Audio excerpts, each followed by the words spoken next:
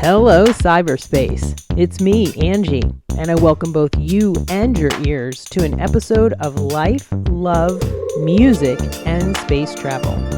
In case you're wondering who Angie is, I'm Angie, and I'm super stoked to spend some time sharing with y'all some of my experiences and thoughts on living, loving, music, and space travel, or spiritual experiences as I often refer to as space travel. A rather broad spectrum, right? Well, my hope is to always share something that resonates with, intrigues, excites, or perhaps inspires you. On that note, I invite you to sit back, buckle up, and take a little trip out into the cosmos with me. Hello, cyberspace. It's me, Angie, coming to you with episode number 38 of my podcast, Life, Love, Music, and Space Travel. And this is actually going to be a space travel edition focused episode. That's a lot of words. I have been thinking a lot about spiritual growth this last few weeks. Spiritual growth, the spiritual journey, and I'm going to jump right in first of all and kind of give a definition of spiritual growth and spirituality. What do those things mean? Because I get a lot of stuff running through my head. The last few weeks have been pretty challenging. I shared on my last episode about work, kind of being in the midst of a spiritual experience or having gotten off of the path of authenticity, where I'm heading, and it really threw me for a loop. So anyway, before I get too far, let's see, spiritual growth. And I am pulling this off of Microsoft Bing. I don't know if that's a Google or whatever. Anyway, online. And it says a better explanation of spiritual growth meaning would be waking up from the ordinary, everyday consciousness to a wider consciousness, growing out of old and erroneous concepts, becoming conscious and aware of who you really are, your real essence, accepting the idea that you are a spirit with a body, not a body with a spirit.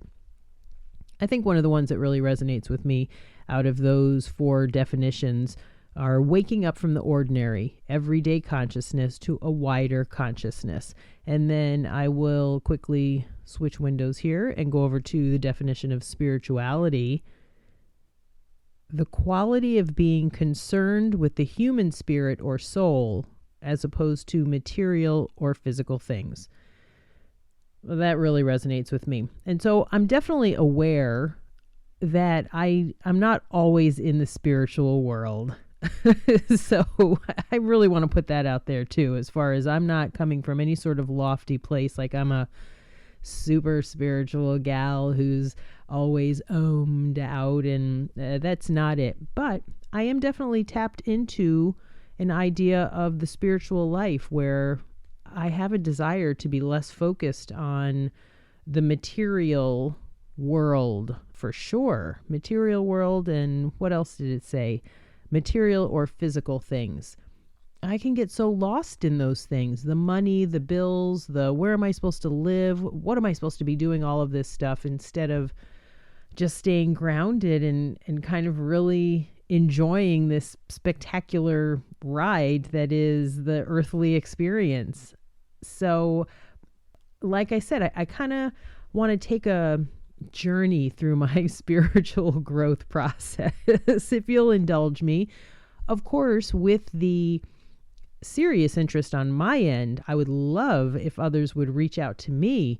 Go to my website, www.lifelovemusicandSpaceTravel.com. There's a little microphone icon.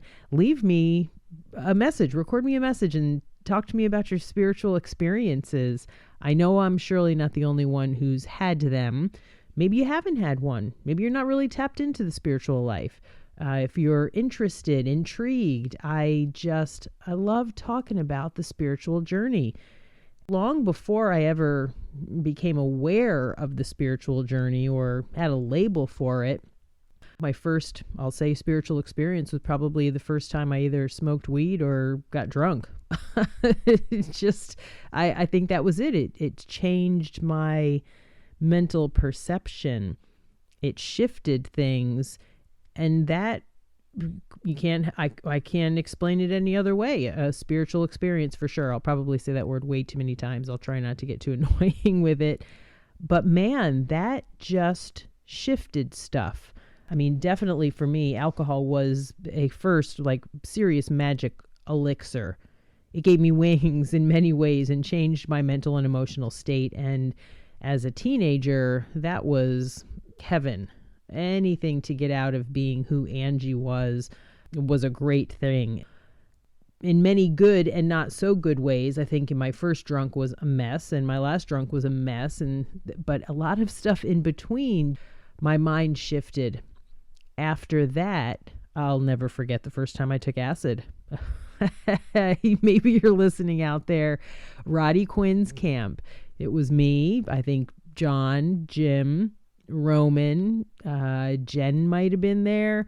I'm sure there were some other people there, but it was definitely at Roddy's camp. And I specifically remember a moment after taking that hit of acid and standing next to a refrigerator, like between the refrigerator and the wall for about, oh gosh, it seemed like a half an hour at the peaking moment. And when I think back to it, it was life-changing. My mind was open and things were, good golly, it was intense. I saw trails and colors, and I can't really put it into words, but talk about a spiritual experience. Once again, the mind was opened in a way that it had never been opened before. And nothing has been the same since. I think that summer, talking about my honest experience, we did a lot of acid that summer. We went out to my friend Mark LaGreca's place out in Ephrata, and we would take field trips. A bunch of us would go out at night and walk in the woods, and it was wonderful. I mean, I remember seeing the Northern Lights with my friend Gamble. We were talking about something and she kept looking behind me, and she wasn't sure what she was seeing. And when I finally turned around, it was like fireworks. That's my recollection of it. I'm sure it was maybe blown up to a bigger, more beautiful picture with the acid. But either way, it was quite an event. It was the first time I saw the Northern Lights. Once again, a spiritual experience for sure. The mind was never the same. Things just seemed more possible, and some things seemed impossible. I mean, along with that, there were good times and bad times. Understand, I'm not endorsing anything or telling anybody to go out and use anything. I'm just offering my experience. I had some good trips. I had some not so good trips. But I had some really fantastic experiences that at the time, I will say I was using things recreationally with no real direction. And I think about, I mean, from today's perspective, it would be a whole different experience for me. That mind expansion and really using it for different purposes to really tap into the things that are exposed, the possibilities, how grand and expansive the universe is. To kind of have an out-of-body experience is life-changing. It sort of disconnects me from this plane, this earthly experience, and makes me feel a sense of freedom and understanding that there's something much bigger than what's going on around here. And I find a lot of comfort in that, actually. And I'm sure other people find it in different places, that maybe it's faith, whatever it is. But for me, I find that it was definitely spurred on initially through the use of psychedelics. And then those went away for a long time. And I feel like then eventually I had a pretty cataclysmic shift in my life that opened me up to a whole different type of spiritual experience. Out of this, my life really kind of hit a rock pile bottom, and I needed help and assistance. And when I reached out, I definitely found help. But in this one particular arena, I was exposed to the idea of something bigger than myself, and that I had the opportunity to turn to that, whatever that was for me. I think one of the greatest suggestions that I've ever been offered is to find something bigger than Angie and explore that area. And I didn't know what to do with that. So I'm sort of turning like this whole spiritual experience from the world of, let's say, psychedelics and music, eventually turned into something that had to do with God or higher power, force, source, whatever it was, understanding or getting to a place of understanding that I was not on this planet, obviously not by myself, because there's lots of other humans, but that there was something perhaps out there guiding me, waiting for me to look for it. I eventually was presented with the idea of, why don't you come up with your own conception of God? Maybe if I can't look at that word, or if I've got things blocking me from exploring the spiritual life, growing my spiritual life. Not if any of that stuff makes sense, but that's really where things eventually led for me. And that chapter of my life has been, that's been a wild ride, quite a journey, just trying to figure out, holy cow, what else is out there, and what happens when I reach to it or turn to it or ask for guidance from it. And it's been, once again, it's been a life-changing experience. I kind of always had an issue with organized religion and really wasn't hip to the God idea. I was kind of afraid of whatever God was pretty sure I didn't want what it wanted for me, had a very old idea of it and what it was about. And really, I was taking it from a lot of other people's perception of it, I think. This old conception, which was not really mine. So exploring, all of a sudden being presented with this idea of figuring out, like, what was my conception? Good golly, what a freedom that I could believe in what I wanted to believe.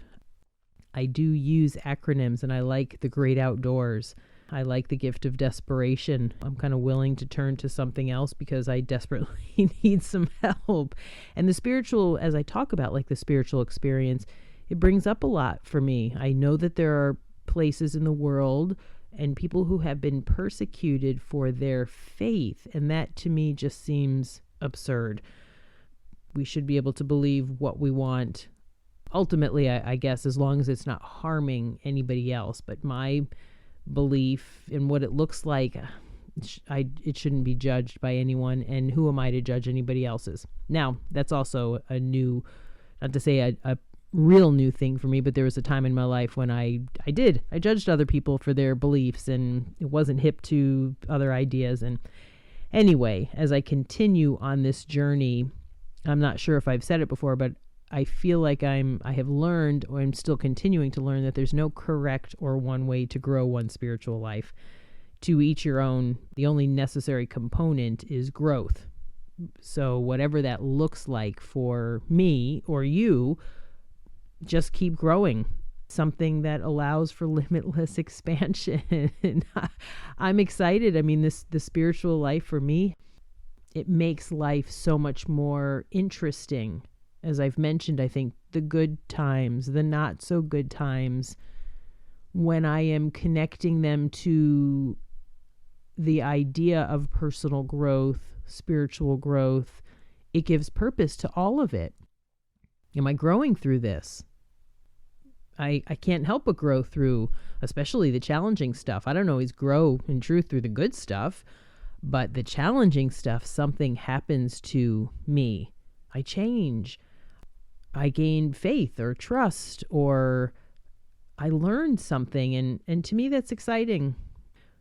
There has to be a perspective shift, I think, to embrace that idea, and then to really look at life as this exciting adventure of who knows, what's going on. And What's the purpose? I don't know. Spiritual growth. I think about like leaving when I left upstate New York to leave for Colorado. That was a spiritual experience, unbeknownst to myself at the time, but I was moving away from all of my family.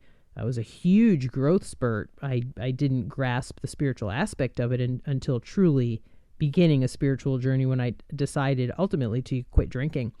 That for me was such a big shift in my life and such a big change that it's changed everything for me.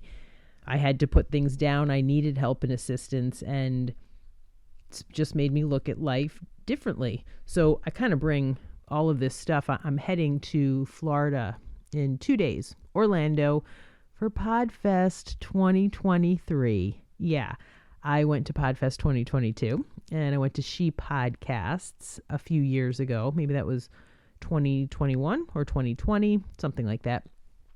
But I'm about to go to this event and immerse myself in what I will call a sea of creativity and authenticity. There's so many amazing people that show up to events like this, and there's so many different types of podcasts, for goodness sake. People who are writing books, and some people are there on the technical side, and it's just, it is for sure going to be a spiritual experience in a lot of different ways. For one, exposing myself to this whole new environment, new people.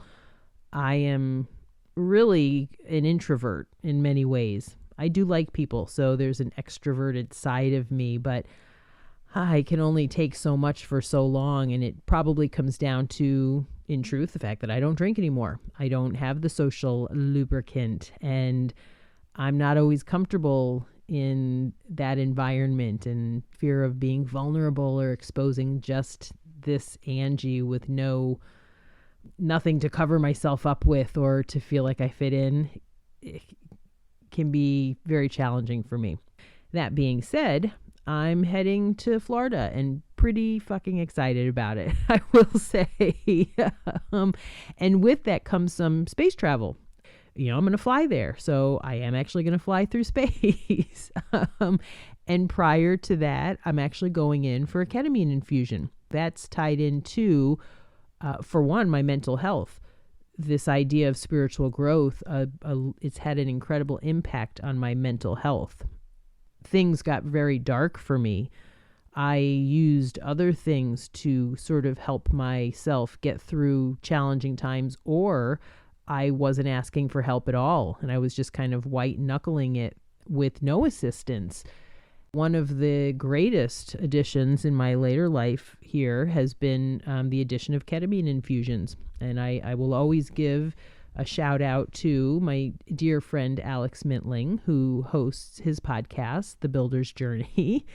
And Derek Ayers, I'm going to give a shout out to him because I think maybe he introduced Alex to the ketamine infusion process as a method of helping with PTSD, trauma, depression, a lot of that stuff. I have an episode number 19, my ketamine chronicle.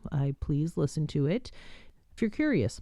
But there's also definitely a spiritual component to the infusion for myself. I do feel like I leave the planet for about 45 minutes during the infusion process. As my body takes in the medicine, I appreciate the semi-psychedelic side of it, that I feel like I'm taking a journey out into the cosmos, and to be open-minded and in a place right now where I go in with an intention of learning something about myself, or perhaps letting something go. Not only am I aware that it really helps with my mental state, there is that spiritual component to it where I'm tapped in and ready to do some work on Angie.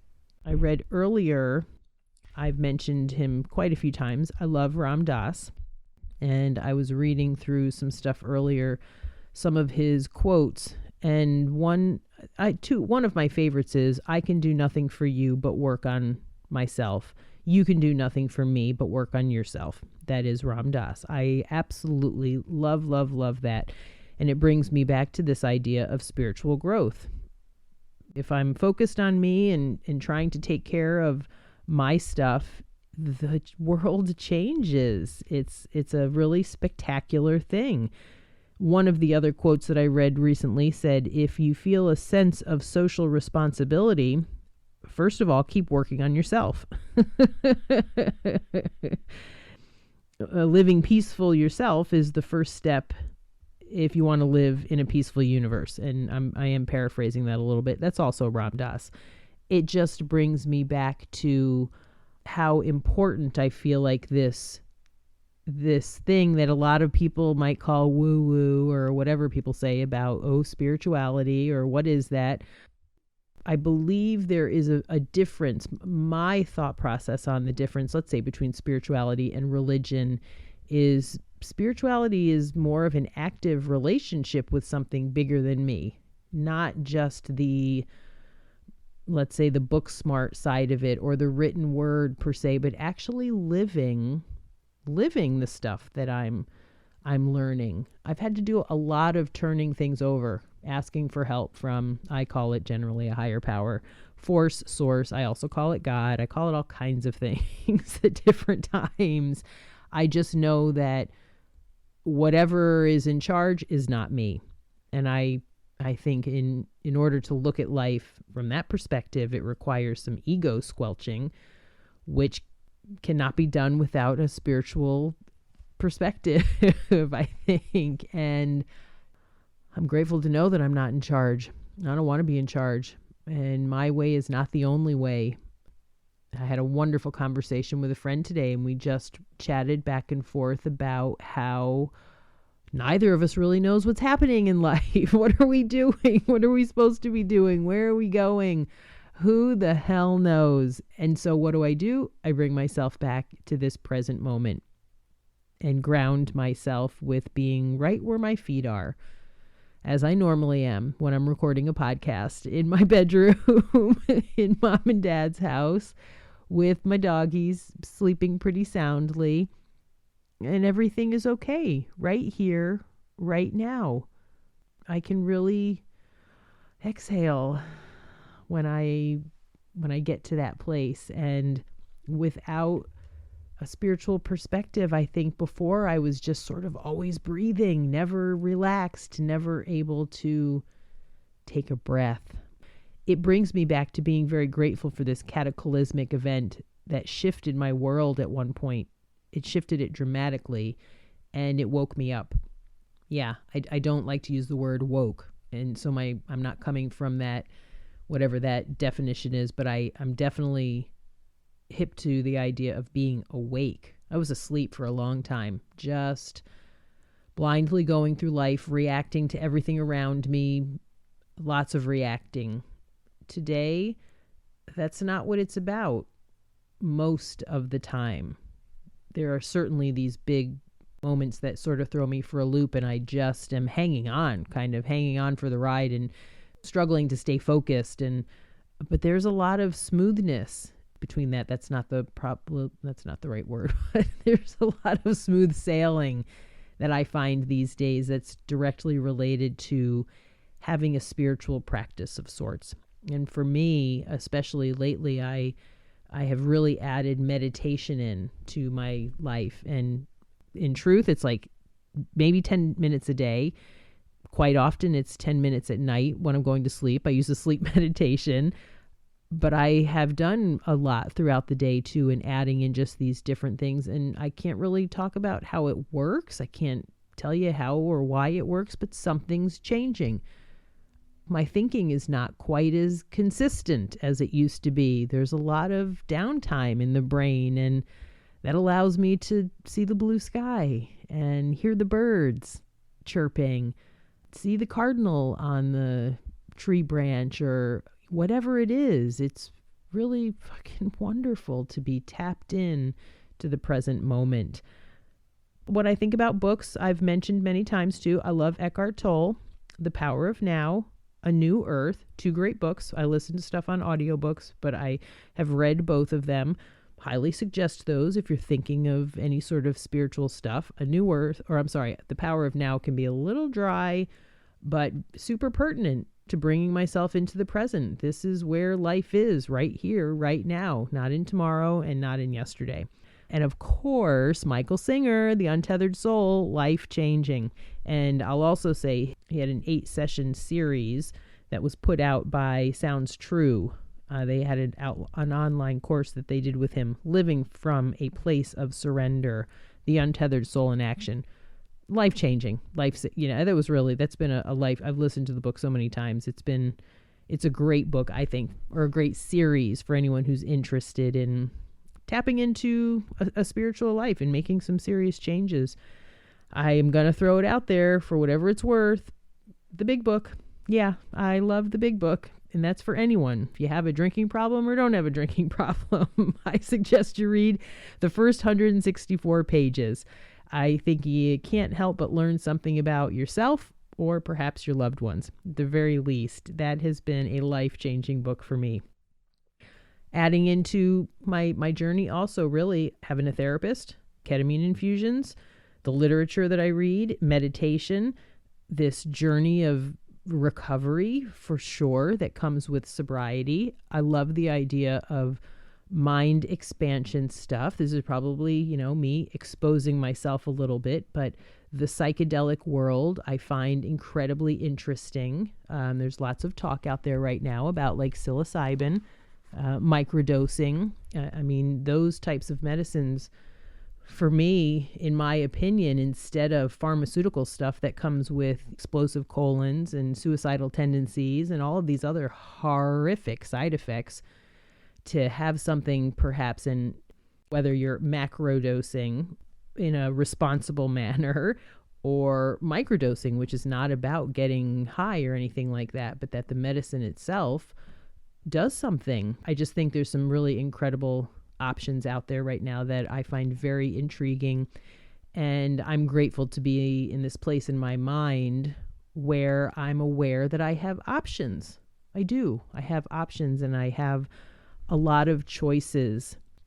I'm going to close this out with, first of all, I will say I do love acronyms. And one of my favorite, when life gets challenging and heavy and overwhelming or whatever, it's been presented to me the acronym of AFGO. Here comes another AFGO, another fucking growth opportunity. So it's not that I'm always like, yay, another opportunity to grow. That's not how it is. But I invite y'all out there to perhaps look at life like that. However you can get to that point of saying, okay, here it is. This is what's happening. And I can either suffer, struggle through it, hate every second of it, and maybe still do all of those things. Or I can somehow try and find purpose in it. I've mentioned it many times. This last year and a half of my life is the most challenging thing I've ever endured. Divorce, house sale, turning 51, losing my home in the state of where I lived for 27 years, having to move out. It was incredibly overwhelming, and I'm at times I'm amazed that I made it through. And without all of the things that I've gained over the last few years, every bit of spiritual growth that I have made it to the point of embodying and building a relationship with something bigger than myself. And for me, not drinking, adding the ketamine fusions to help with my depression and my PTSD and my trauma. It's like I sit here today, this 51-and-a-half-year-old woman, really excited about life. I am. I'm enjoying more often than not this life that I would never have chosen for myself on my own. Of course, I didn't want to get divorced. I think my ex-husband has a girlfriend. I know he does actually at this point, and I'm not crumbled over it. I want him to be happy. I want the best for him. I don't know what's going on, and it's amazing to me at times to think that I have not sunk into the pit of despair and fallen apart. I have 2 older dogs. One of them is probably closer to transitioning, my little dude, as I'm looking over. He's 14, and I'm present with him and want him to be comfortable. And I want to offer him the best of everything until he's ready to move on. And that is only come with this connection to something bigger than myself that I can turn to and ask for help from. I know I'm really all over the place in this episode, but I am just jazzed on the spiritual journey. Really, I'm nervous about leaving for Podfest. I don't like leaving my dogs.